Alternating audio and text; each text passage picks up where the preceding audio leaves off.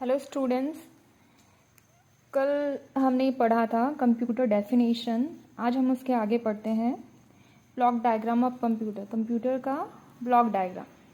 Okay, जो modern computers हैं उसमें क्या होता है, स्टोरेज रहता है। पुराने के कंप्यूटर्स में अगर हम देखें तो वहाँ पे स्टोरेज की फैसिलिटी नहीं थी, लेकिन आजकल जितने भी मॉडर्न कंप्यूटर्स हैं उसमें डेटा या रिज़ल्ट को स्टोर करने के लिए या इंटरमीडिएट रिज़ल्ट को स्टोर करने के लिए स्टोरेज फैसिलिटी होती है, स्टोरेज मेमोरी यूनिट होती है। ओके, तो ये जो प्रिंसिपल है स्टोरेज वाला या जो कॉन्सेप्ट है, इसको जॉन वॉन न्यूमैन ने दिया था कॉन्सेप्ट को कि हम डेटा को फ्यूचर यूज़ के लिए या उसके प्रोसेसिंग के लिए हम डेटा को स्टोर करके रख सकते हैं।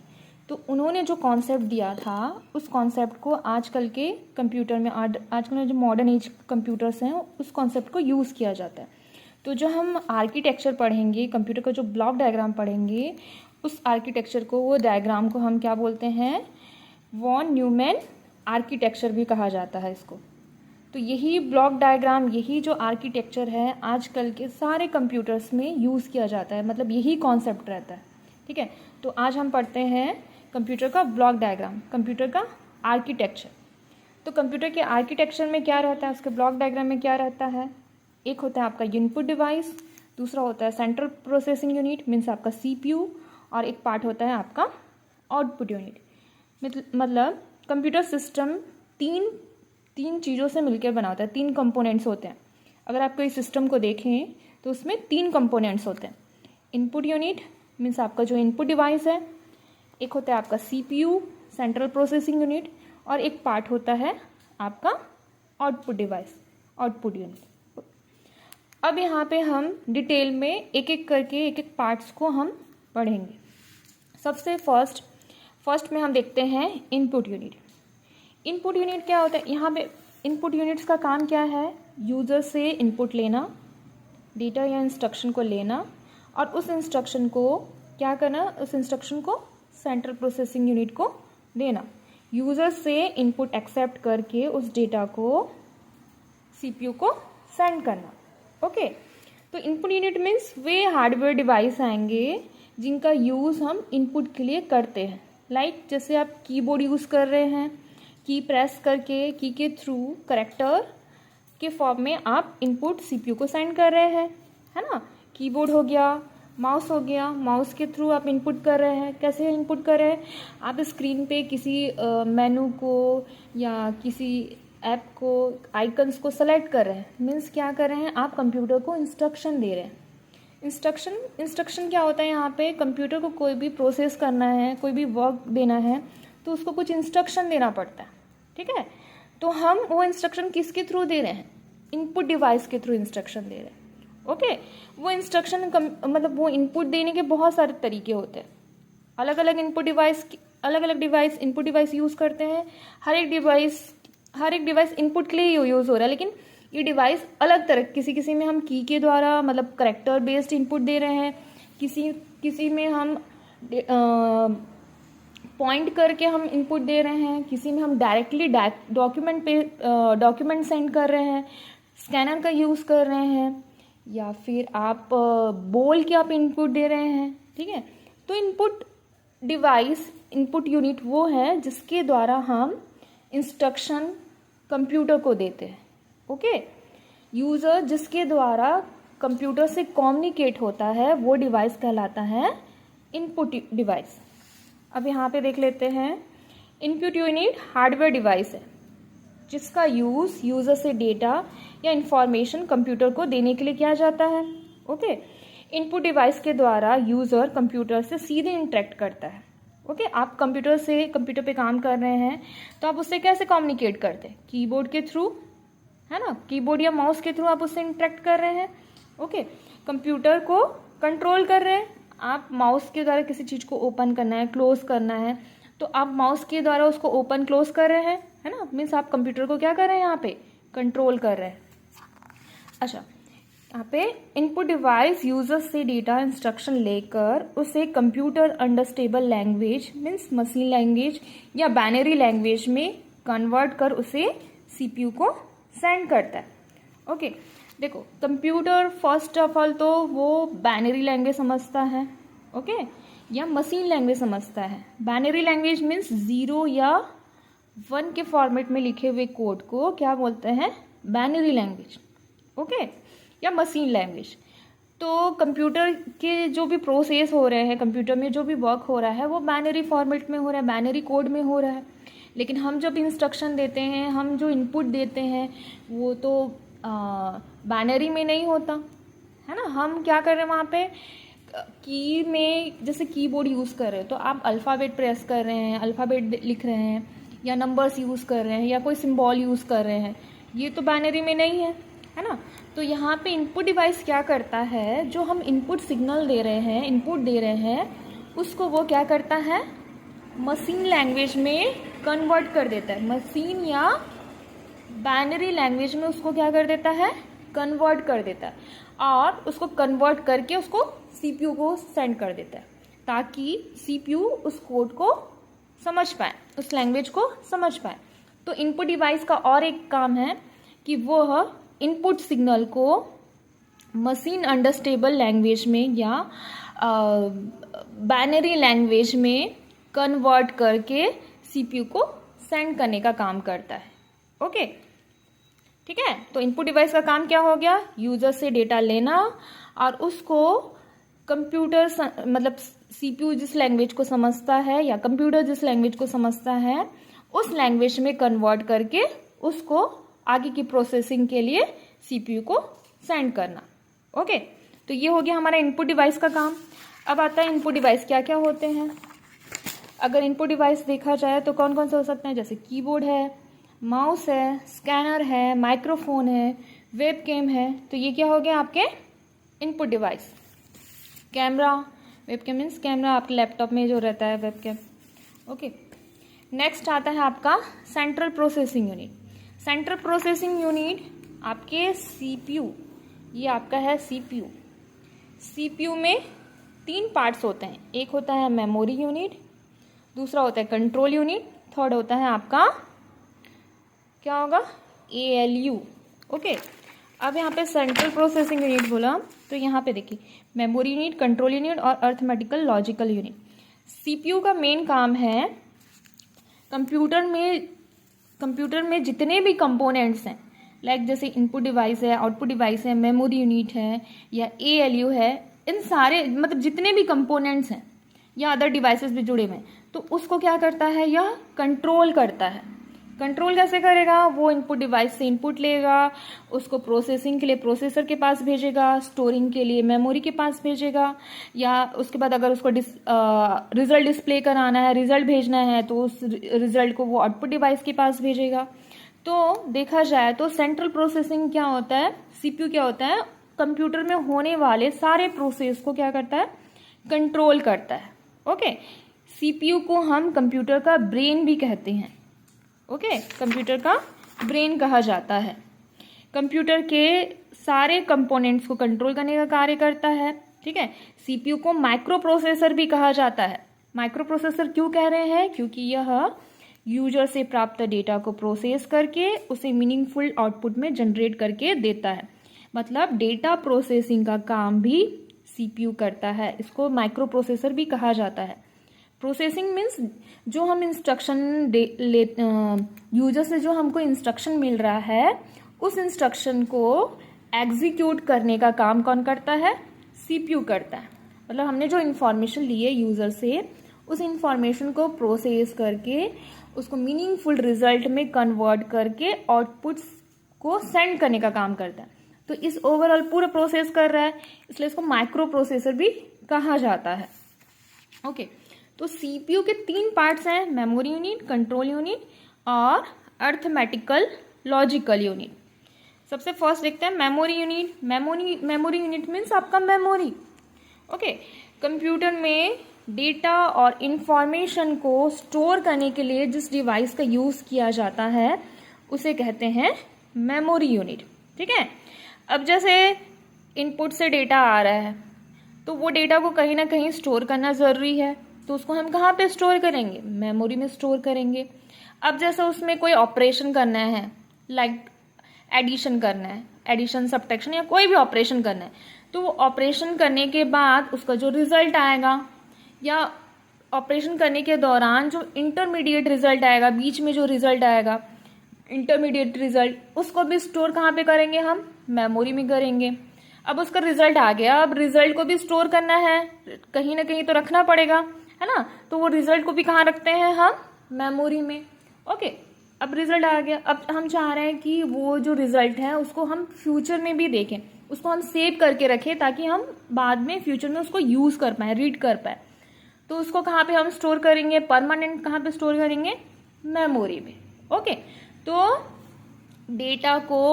डेटा या इंफॉर्मेशन है या आपका कोई डॉक्यूमेंट्स है, उसको स्टोर करने के लिए हम जिस डिवाइस का यूज करते हैं उसको बोलते हैं मेमोरी यूनिट। ठीक है, तो मेमोरी यूनिट दो तरह के होते हैं, प्राइमरी मेमोरी और सेकेंडरी मेमोरी। प्राइमरी मेमोरी वो मेमोरी है जो सीपीयू से डायरेक्टली कनेक्टेड रहता है। ठीक है, सीपीयू के साथ, मतलब जो आपका माइक्रो प्रोसेसर है ना, जो आपके प्रोग्राम को प्रोसेस करने का काम कर रहा है, एग्जीक्यूट करने का काम कर रहा है ना, मतलब ये जो आपका सीपीयू है, कंट्रोल यूनिट या आपका माइक्रो प्रोसेसर है। ठीक है, ये माइक्रो प्रोसेसर के साथ डायरेक्टली कनेक्ट रहता है। ठीक है, प्राइमरी मेमोरी क्या है? टेम्पररी मेमोरी है। टेम्पररी मेमोरी मीन्स जिसके डेटा पावर सप्लाई ऑफ बंद कर देने के बाद क्या हो जाते हैं? डिलीट हो जाते हैं। ओके, प्राइमरी मेमोरी, इसमें डेटा हमेशा स्टोर नहीं रहते, टेम्पररी रहते हैं, मतलब जब तक कि आपके कंप्यूटर में पावर सप्लाई हो रहा है तब तक के इसके डेटा स्टोर रहेंगे। जैसे ही पावर बंद होता है तो इस मेमोरी के डेटा क्या हो जाते हैं? लॉस हो जाते हैं। तो ये एक क्या है? टेम्पररी मेमोरी है, जिसको बोलते हैं वॉलेटाइल मेमोरी। ओके, अब दूसरा है सेकेंडरी मेमोरी। सेकेंडरी मेमोरी वो मेमोरी है जहाँ पे परमानेंट डेटा को स्टोर किया जाता है। ओके, परमानेंट, ये टेम्पररी है और ये परमानेंट है। परमानेंट नॉन वॉलेटाइल मेमोरी भी हम इसको बोलते हैं, या ऑक्सिलरी मेमोरी भी बोलते हैं। इस मेमोरी की साइज बहुत ज़्यादा होती है लेकिन इसमें इसकी स्पीड बहुत कम होती है। सेकेंडरी मेमोरी में डेटा को परमानेंट रखने के लिए यूज किया जाता है। ठीक है, जैसे इसका एग्जाम्पल है आपका, प्राइमरी मेमोरी का एग्जाम्पल है का रैम, रोम। ठीक है, सेकेंडरी मेमोरी का जैसे एग्जाम्पल हार्ड डिस्क आप यूज़ करते हैं, हार्ड डिस्क यूज़ करते हैं, पेन ड्राइव यूज़ करते हैं, पेन ड्राइव। ठीक है, पेन ड्राइव, ये सारे क्या है? सीडी यूज़ कर रहे हैं, डीवीडी यूज़ कर रहे हैं, तो ये क्या है आपका? Secondary memory. ओके, तो मेमोरी यूनिट का क्या काम है? डेटा को स्टोर करके रखने का। नेक्स्ट उसके बाद आता है आपका कंट्रोल यूनिट। कंट्रोल यूनिट क्या करता है? कंप्यूटर से जुड़ी हुई सभी डिवाइसेस को, मेमोरी को और अदर कंपोनेंट्स को कंट्रोल करने का कार्य करता है, उसको मैनेज करने का काम करता है। कैसे मैनेज करेगा? जैसे इनपुट डिवाइस से इनपुट लेना है तो वो क्या करेगा? कंट्रोल यूनिट ही उसको देखेगा कि इनपुट डिवाइस से क्या इनपुट आ रहा है और वो इनपुट को कहाँ पे स्टोर करना है, तो वो मेमोरी यूनिट को बताएगा कि इस डेटा को मेमोरी में रखो। अब जैसे मेमोरी में रख लिया, अब क्या करेगा कंट्रोल यूनिट? अब उस डेटा में कोई ऑपरेशन करना है। ओके, तो यह ALU को निर्देश देगा, उसको इंस्ट्रक्शन देगा कि इस डेटा को तुम एग्जीक्यूट करो, उस पर ऑपरेशन करो। ओके, या प्रोसेसर को इंस्ट्रक्शन देगा कि वो इस डेटा को क्या करे? एग्जीक्यूट करे। ओके, अब जैसे रिजल्ट आ गया तो वो आउटपुट डिवाइस को इंस्ट्रक्शन देगा कि इस डेटा को, जो हमारा रिजल्ट आया है, उसको डिस्प्ले कराओ या प्रिंट कराओ। ओके, तो कंट्रोल यूनिट क्या करता है? डेटा प्रोसेसिंग के दौरान जितने भी डिवाइसेस होते हैं उनको वह कंट्रोल करता है। यह कंप्यूटर के एक्टिविटीज और ऑपरेशन को कंट्रोल करने का काम करता है। ओके, मतलब कंप्यूटर के अंदर जो भी एक्टिविटीज हो रही हैं, जो भी हार्डवेयर डिवाइसेस हैं, उनकी जो एक्टिविटीज हैं उसको कंट्रोल करने का काम करता है, मॉनिटर करता है। ठीक है, यही कंट्रोल यूनिट ही कंप्यूटर के सारे डिवाइसेस को निर्देश देता है कि वो काम कैसे परफॉर्म करे, कैसे उस काम को कंप्लीट करे। ठीक है, तो ये पूरा एक सुपरवाइजर की तरह काम करता है। अगर देखा जाए तो कंट्रोल यूनिट क्या है, एक सुपरवाइजर है। ठीक है, सुपरवाइजर है जो कंप्यूटर में होने वाले सारे ऑपरेशन को क्या कर रहा है, कंट्रोल कर रहा है, उसको मॉनिटर कर रहा है। ओके, जो सीपीयू हमने पढ़ा है ना, सीपीयू, तो सीपीयू का जो मेन पार्ट है वो है क्या है, आपका कंट्रोल यूनिट। नेक्स्ट है उसमें अर्थमेटिकल लॉजिकल यूनिट। नाम से पता चल रहा है, arithmetical logical unit means arithmetical और लॉजिकल ऑपरेशन परफॉर्म करने का काम करता है। अर्थमेटिकल मतलब जैसे एडिशन करना है, सब्ट्रैक्शन करना है, डिवीजन करना है, मल्टीप्लिकेशन करना है, तो इस तरह अर्थमेटिकल ऑपरेशन करता है। Logical work means logical operation जैसे एंड ऑपरेशन और equal, greater than, less than, equal to, इस तरह के ऑपरेशन करता है। इसके अलावा अगर आपको कंपेयरिंग करना है, शिफ्टिंग करना है, डेटा को मर्ज करना है, मैच करना है, किसी चीज़ को सेलेक्ट करना है, तो इस तरह के भी ऑपरेशन ALU के द्वारा किए जाते हैं। ओके, अर्थमेटिकल और यह लॉजिकल ऑपरेशन को परफॉर्म करते हैं। ओके, तो अब लास्ट है ALU, हमने देख लिया है, मेमोरी यूनिट पढ़ लिया, कंट्रोल यूनिट क्या होता है ये जान लिया, ALU भी जान लिया, ALU के वर्क। अब क्या हो गया, अब लास्ट में आता है आपका आउटपुट यूनिट। आउटपुट यूनिट क्या है, आउटपुट यूनिट वे डिवाइस हैं जिनका यूज रिजल्ट को डिस्प्ले करने के लिए या आउटपुट की प्रोसेसिंग के लिए करते हैं। आउटपुट डिवाइस, आउटपुट यूनिट क्या है, वे डिवाइस जिसके द्वारा हम अपने आउटपुट को प्राप्त करते हैं, तो उन डिवाइस को हम क्या बोलते हैं, आउटपुट यूनिट। ओके, जिस डिवाइस के द्वारा हम आउटपुट फाइंड कर रहे हैं वो डिवाइस कहलाएगा आउटपुट यूनिट, आउटपुट डिवाइस कहलाएगा। जैसे कि मॉनिटर हो गया, प्रोजेक्टर हो गया, प्रिंटर्स हो गए, है ना। मॉनिटर में हम रिजल्ट देखते हैं तो वो क्या हो गया आपका आउटपुट डिवाइस। प्रिंटर में हम अपने रिजल्ट फाइंड करते हैं, पेपर्स में हार्ड कॉपी के रूप में आपको रिजल्ट मिलता है, तो प्रिंटर भी क्या हो गया आउटपुट डिवाइस। प्रोजेक्टर में आप जो काम हम मॉनिटर में कर रहे हैं, जो रिजल्ट को हम मॉनिटर में देख रहे हैं, उसी चीज को हम किस में देख सकते हैं, प्रोजेक्टर में देख सकते हैं। ओके, तो ये भी क्या है, एक आपका आउटपुट डिवाइस है। अच्छा, अब ओवरऑल हम पूरे इसको एक बार में रीड करते हैं। सबसे फर्स्ट, यूजर इनपुट डिवाइस के थ्रू इनपुट देता है। ठीक है, इनपुट डिवाइस के थ्रू इनपुट दिया, ये जो इनपुट है वो कौन से फॉर्मेट में है, कौन से लैंग्वेज में है, वो मशीन लैंग्वेज में है। यूजर से उसने इनपुट लिया और उस इनपुट को इनपुट डिवाइस क्या करेगा, मशीन लैंग्वेज में कन्वर्ट करके सीपीयू को सेंड करेगा।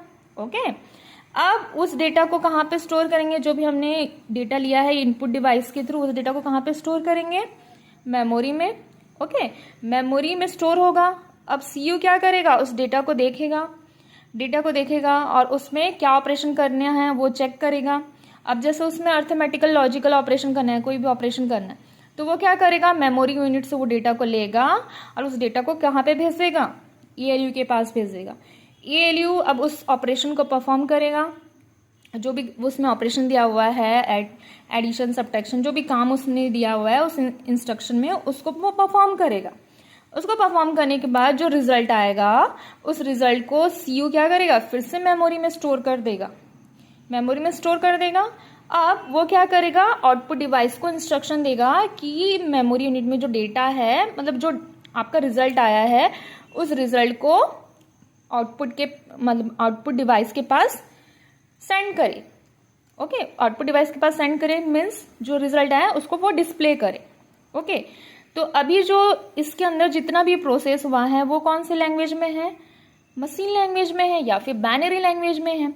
तो अगर हम बाइनरी लैंग्वेज को अगर यूजर को सेंड करेंगे तो वो उसको समझ नहीं पाएगा। ओके, तो जो रिजल्ट सीयू ने आउटपुट डिवाइस को दिया हुआ है वो रिजल्ट तो बाइनरी लैंग्वेज में है या मशीन लैंग्वेज में है, तो आउटपुट डिवाइस क्या करेगा, उस लैंग्वेज को वापस से ह्यूमन रीडेबल लैंग्वेज में, ह्यूमन अंडरस्टेबल लैंग्वेज में क्या कर देगा, उसको कन्वर्ट कर देगा। मीन्स जिस लैंग्वेज में हमने यूजर को इनपुट दिया था उसी लैंग्वेज में ये क्या कर देगा, रिजल्ट को वापस से कन्वर्ट कर देगा, जिससे कि यूजर मीन्स हम उस रिजल्ट को समझ पाए।